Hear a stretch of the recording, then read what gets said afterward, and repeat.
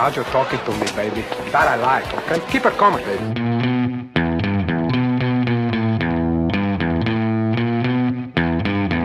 Al Pacino is a legendary theater and film actor, director, and screenwriter.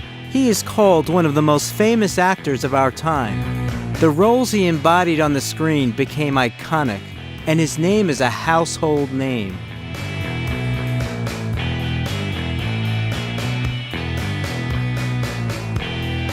Al Pacino, how the Godfather of Hollywood lives and how much he earns. Alfred James Pacino was born on April 25, 1940 in Manhattan in East Harlem. His parents were Italian-American and got married when they were very young. His father, Salvatore Pacino, worked as an insurance agent, and his mother, Rosa, was a housewife. When little Alfredo was only 2 years old, his parents separated. Rose and her son moved to live with their parents on the outskirts of New York. The South Bronx is not considered safe even now, and even less so back then. Until he was 7, Alfredo was forbidden to leave the house alone without adult supervision. At that time, his only way to escape reality was going to the cinema in the evenings with his mother. And in the afternoon, the boy enjoyed retelling the plots of the films he had watched to his grandmother. Alfredo fantasized a lot, mimicked and acted out the scenes from the films he had seen. In some way, Pacino's passion for cinema arose during this period of his life. Soon, Alfredo went to school and was allowed to leave the house. At school, he continued to fantasize and amaze his classmates with stories about fictional journeys and adventures. Friends called him Sonny, and later the nickname actor stuck to Alfredo. Teachers noticed the boy's acting abilities, so they urged him to join the school theater, and also entrusted him to read passages from the Bible during services. However, the young daredevil's behavior was extremely far from exemplary. He often started fights and quarrels. At the age of 9, he started smoking, and until 1994, he could smoke up to 4 packs a day. Besides that, at the age of 13, he became addicted to alcoholic beverages and even marijuana. But the future actor never used any heavy drugs, as 2 of his close friends died of an overdose. When Alfredo was 14 years old, he visited the theater to watch Chekhov's The Seagull. The young man was so impressed that he decided to attend LaGuardia High School of Music and Art and the Performing Arts in New York. But still, the future actor was not particularly interested in studying. He failed almost all of his exams except for English and was expelled from school at the age of 17. Because of this, Alfredo had a conflict with his mother, and after a serious quarrel, the young man left home. Over the next few years, he took on various jobs, working as a bellboy, janitor, waiter, and postman. Alfredo sought to earn money to pay for his acting training. At first, he simply took private lessons and acted in small theater productions. Often he had nowhere to spend the night. Sometimes he slept in the theater, other times at his friends' or girlfriends' places. He became a part of the New York underground theater scene, performing skits with a friend in public places for a symbolic reward from the audience. When Alfredo had saved up some money, he joined Herbert Berghoff's studio. Here, Alfredo met the English actor and teacher Charlie Lawton, who became not only his teacher, but also a best friend. In early 1961, Pacino was arrested for 3 days. The police noticed him dressed in a black mask and gloves at the wheel of a car that was strangely swerving about. By the way, he didn't know how to drive. During the search, the police found a weapon hidden in the car. Only sometime after, it turned out to be a theater prop. Yet, the actor learned to drive only after he was 25 years old. The year 1962 was not easy for Al Pacino. His mother died of leukemia, and Charlie Lawton was taken by kidney cancer. A year later, his grandfather, James Girardi, also passed away. But these struggles did not break Pacino. He continued pursuing his goal. He performed in various theaters, and in 1966, after numerous attempts, he finally entered the famous Actors Studio, which is located in the Clinton district of Manhattan, also known as Hell's Kitchen, because of the high crime rate. Here, Al Pacino took the course of Lee Strasberg, who preached the Konstantin Stanislavski system. As the actor later recalled, it was an exciting, amazing time, a real turning point in his life. Since 1967, Al Pacino has been making a career on stage. In 1967, he played a whole season at the Charles Playhouse Theater in Boston. For $125 a week, he took part in the production of Clifford Odets' Awake and Sing. By the way, during this period, he came up with his memorable alias, Al. Both back then and all his life, the handsome beloved of many women, Al Pacino tried not to advertise his personal life. While participating in the production of America Hooray by Jean-Claude Van Italy, Al Pacino met Jill Clayburgh. They got into a relationship that lasted several years. In 1968, Al Pacino became part of the New York theater Astor Place, where he played a street punk named Murphy in the production of The Indian Wants the Bronx. The play was performed 177 times, including on tour in Italy in the city of Spoleto. Al Pacino was named Best Actor of the 1967-68 season. It made its Broadway debut the following year. Al Pacino began to get his first small film roles while studying at the acting studio. With the success on the theater stage, interest in him as a film actor increased, but the roles he got so far were second-rate. In 1969, Al Pacino received a role in the full-length film Me, Natalie. His performance got noticed. In addition, he attracted the attention of one of the best agents and producers at that time, Martin Bregman, which led to their long and fruitful collaboration. In 1971, he got the role of a drug addict in the film The Panic in Needle Park. By the way, Robert De Niro was also a candidate for this role. The director saw only Al Pacino playing this role, which greatly upset De Niro.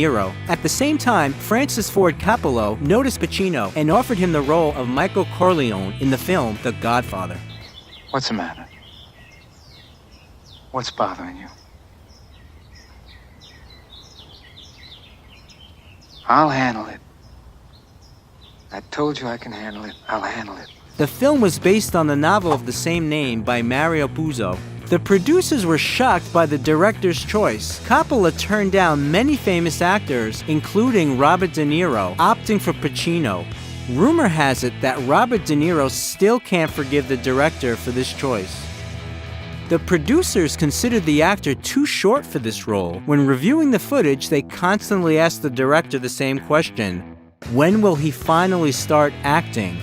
They also tried to force Coppola to fire the actor. It wasn't until they saw the scene in which Michael Corleone kills the police commissioner that they realized Coppola's brilliant directorial insight. For this role, Pacino received $35,000. The Godfather quickly acquired the status of an iconic film. Al Pacino was nominated for an Oscar for Best Supporting Actor and a Golden Globe for Best Dramatic Actor.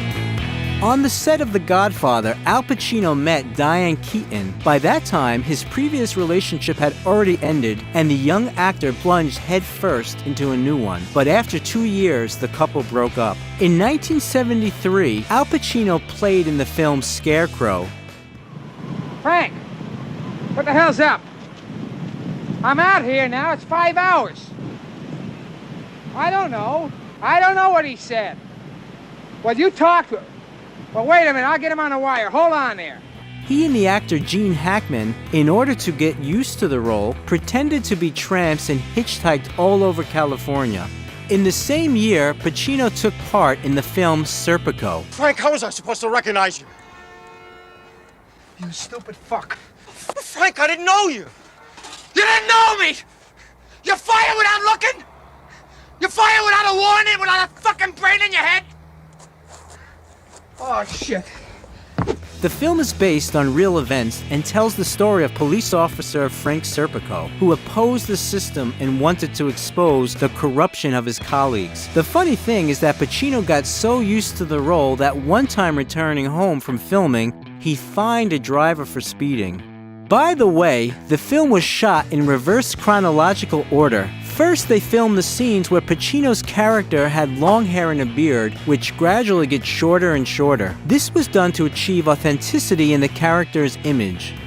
For this role, Al Pacino was again nominated for an Oscar and won the Golden Globe for Best Actor. In 1974, Al Pacino returned to the role of Michael Corleone in the film Godfather 2. You can have my answer now if you like. My offer is this. Nothing. Not even the fee for the gaming license, which I would appreciate if you would put up personally. For this film, the actor received $500,000 and 10% of the box office revenue, and was then nominated for an Oscar and a Golden Globe as Best Actor. For the next film, Dog Day Afternoon, which tells the true story of bank robber John Woltowich, Al Pacino was again nominated for an Oscar. I'm sorry, Sonny. Oh, shit. Stevie, don't take the car. But how'll I get home? Take the subway. We need the car. Stevie, the keys. I'm sorry, Sonny. Interestingly enough, during filming, it was terribly cold outside the bank, but according to the script, it was supposed to be summer. The actors used ice to freeze their mouths so that their breath wasn't visible. In 1977, the drama Bobby Deerfield was released, where Al Pacino played the lead role. Once again, the actor was nominated for a Golden Globe. During the filming, Pacino met Martha Keller. The girl became his new love, and although their long relationship didn't end with a wedding, the couple managed to become real friends. They often talked on the phone and were aware of each other's lives even many years after the breakup. Alongside filming, Pacino continued to participate in theatrical productions. The next film with the actor was And Justice for All. It was released in 1979. For this film, Al Pacino received $1 million. The image of the honest lawyer Arthur Kirkland was met with positive reviews from critics. The actor was again nominated for a Golden Globe and an Oscar for the fourth time. Ironically, the award was given to Dustin Hoffman for his role in the film Kramer vs. Kramer, which Pacino declined. By the way, the actor often refused offers. Among his possible projects were films like Angel Heart, Pretty Woman, Apocalypse Now, Born on the 4th of July, and Star Wars.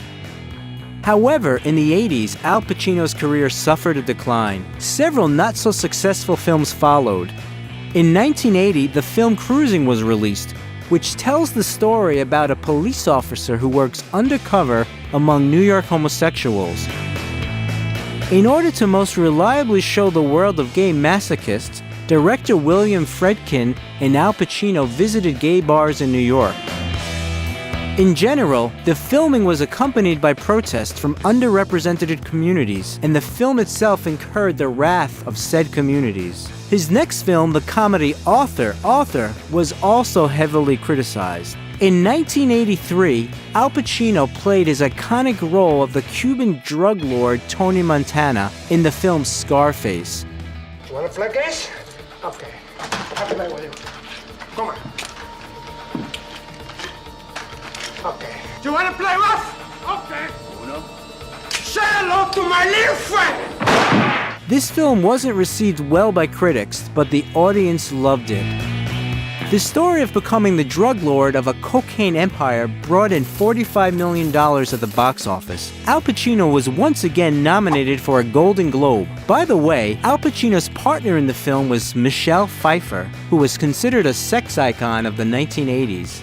Also during the shooting, Al Pacino seriously burned his hand, which caused the filming to be suspended for several weeks.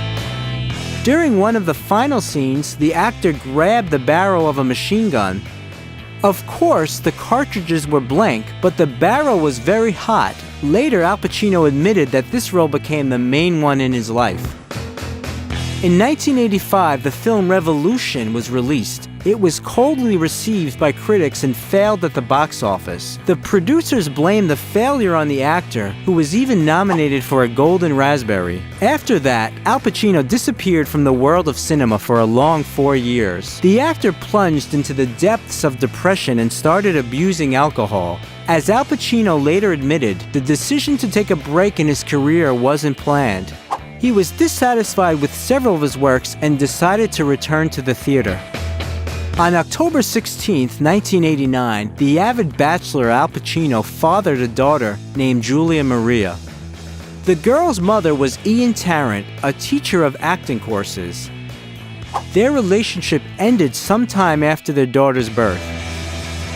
However, the actor has always maintained a relationship with Julia Maria. Nowadays, the girl is a film producer. The actor's return to the screen began with the film Sea of Love. The film, in which Al Pacino played a detective hunting a serial killer, received good reviews. For this film, the actor was nominated for a Golden Globe. Funnily enough, in the scene where Al Pacino's character is flirting with Ellen Barkin's character, the actor was rudely pushed away by a completely random passerby. This wasn't in the script, but the director liked the improvisation and included it in the film. The beginning of a new decade was very productive for the actor. In 1990, the film adaptation of the comic book Dick Tracy was released, and for that, Al Pacino was again, for a sixth time, nominated for an Oscar, as well as for Saturn Awards and a Golden Globe. By the way, Madonna also appeared in the film. The third part of The Godfather was very warmly received by the audience. Although the filming process wasn't easy, a number of actors refused to participate in the project, which affected the script. Don't ever again give that kind of order. Not while I'm alive. Understand? Also, Francis Ford Coppola intended to film a fourth part in which Andy Garcia and Leonardo DiCaprio were supposed to play the lead roles. However, the filming never took place due to the death of the screenwriter. For reprising the role of Michael Corleone, the actor received a Golden Globe nomination and $5 million. By the way, the actor initially requested $7 million, and only after hearing the director's threats to start the film with the scene of his funeral, agreed to reduce the fee. In the same year, the film The Local Stigmatic was released. The film was shot with the actor's personal money, and for a long time, Pacino wouldn't release it. In 1991, Al Pacino and Michelle Pfeiffer played the lead roles in the romantic comedy Frankie and Johnny. Interestingly enough, Star Trek VI, The Undiscovered Country, was filmed at the same time in the next pavilion, and when, according to the script, Pacino had to open the door and pretend to be very surprised, he did it perfectly. After all, director Gary Marshall had Kirk and Spock standing outside the door. In 1992, Al Pacino appeared in the film The Americans, for which he was nominated for an Oscar as Best Supporting Actor and received $1.5 million. And finally, in the same year, the film Scent of a Woman brought Al Pacino the long-awaited Oscar and Golden Globe. Women. What could you say? Who made them? God must have been a fucking G. The sensual drama won over the audience, and the actor himself was scrupulous when preparing for the filming. To be compelling as the blind Colonel Frank Slade, Pacino attended a school for the blind. He tried not to let his eyes rest on anything, so that the acting would be authentic. In 1993, Al Pacino, along with Sean Penn, starred in the film Carlito's Way. Save your own ass. Save your own ass. See this? Belongs here, not behind the pillow. This way you can reach for it quick. They come in, you ready for it. The role of the former Mafia Carlito brought the actor $6 million. In 1994, at the Venice Film Festival, Al Pacino was awarded the honorary Golden Lion for an important contribution to cinema. In 1995, the drama Two Bits and the crime thriller Heat were released, where the actor first appeared on screen with Robert De Niro. So you never wanted a regular type life? The fuck is that? Barbecues and ball games? Yeah. This regular type life, that your life? My life? No, my life. In 1996, Al Pacino starred in the dramatic thriller City Hall. He also acted as a producer, director, and actor in the theatrical documentary drama Looking for Richard. In the same year, he met the actress and singer Beverly D'Angelo, who became his loyal companion for many years. They were a beautiful couple who always caught the public eye. In 1997, the actor embodied the image of Satan in the film The Devil's Advocate. What are you? Oh, I have so many names. Satan. Call me Dad. The audience was delighted with the chemistry between Pacino and his partners Keanu Reeves and Charlize Theron, but that reaction could have been different. Initially, the film was planned to have much more special effects like a blockbuster. But Al Pacino refused that kind of project 5 times, and only when the script was rewritten, the actor agreed. But Pacino doubted whether he could play Milton decently and suggested Robert Redford or Sean Connery instead. By the way, Keanu Reeves refused part of his fee so that Al Pacino could star in the film. In the same year, the actor portrayed a mobster nicknamed Lefty in the film Donnie Brasco. How many times I've been on the other end of that fucking phone? 26 times. Right, but you just got done saying you and Sonny Black are friends. So, Donnie, you know. I got sent for. In our thing, you get sent for, you go in alive, you come out dead, and it's your best friend that does it. In October of 1997, the British magazine Empire named Al Pacino 4th in a list of the 100 greatest movie stars of all time. In 1999, Al Pacino appeared in the drama Any Given Sunday, and the thriller The Insider, based on real-life events. The story covers one of the largest scandals of the 20th century in the tobacco industry. In 2000, the drama Chinese Coffee was released, where Al Pacino played the main role and also worked as the director. Interesting fact, Al Pacino refused to lend his likeness for use in the video game The Godfather. The developers were forbidden to use the character and voice of the actor, but the creators of the game Scarface, The World Is Yours, based on the film Scarface, got his consent to use Al Pacino's character. In 2001, the actor, along with Kim Basinger, appeared in the crime drama People I Know and received a Golden Globe for his contribution to the cinema. And on January 25, 2001, Al Pacino became a father again. He and Beverly D'Angelo had twins, a girl, Olivia Rose, and a boy, Antone James. It should be noted that the actor recognized the children only after a DNA test. Unfortunately, 2 years after the birth of the twins, the couple broke up, and in order to see the children more often, Al Pacino moved to California. In 2002, he starred in Christopher Nolan's Insomnia and in the science fiction drama Simone, for which he received $11 million. Next year, Al Pacino appeared in the crime comedy Gilly, for which he was nominated for a Golden Raspberry, and in the thriller The Recruit with Colin Farrell. Nothing is what it seems. In 2003, Al Pacino played the role of a lawyer in the HBO miniseries Angel in America. For this role, the actor received a Golden Globe as Best Actor in a Miniseries, as well as an Emmy and an Actors Guild Award. In 2004, Pacino played the role of Shylock in the drama The Merchant of Venice. You take my house when you take the prop that doth sustain my house. You take my life. Next year, the actor, along with Matthew McConaughey and Renee Russo, starred in the film Two for the Money. There's a few choice phrases we use here. You just start with those. Now, here's an easy one. I don't want your money. I want your bookie's fucking money. Give it back to me. I don't want your money. I want your book. In 2006, for his role in the film 88 Minutes, Pacino was again nominated for a Golden Raspberry. In 2007, the actor played the role of the casino owner in the crime thriller Ocean's 13. In 2008, Robert De Niro and Al Pacino reunited on the set of the film Righteous Kill.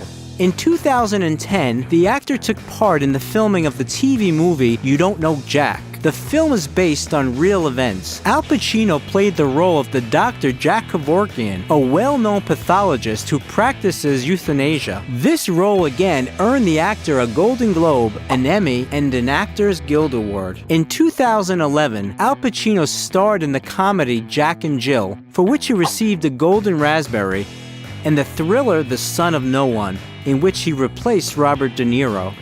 By the way, in 2011, it became public that Al Pacino had unpaid taxes in the amount of $188,283. It turned out that the actor's business manager, Kenneth Starr, was the perpetrator, who also tricked Uma Thurman and Sylvester Stallone. In total, he stole about $30 million. Pacino was acquitted, and Starr was condemned to 7.5 years in prison. At this time, the relationship between Al Pacino and the Argentinian actress Lucia Sola became public. They met back in 2005 at a party, and for a long time stayed only friends. Their attitude toward each other and sincere love made fans wonder if Pacino was ready to abandon his bachelor status.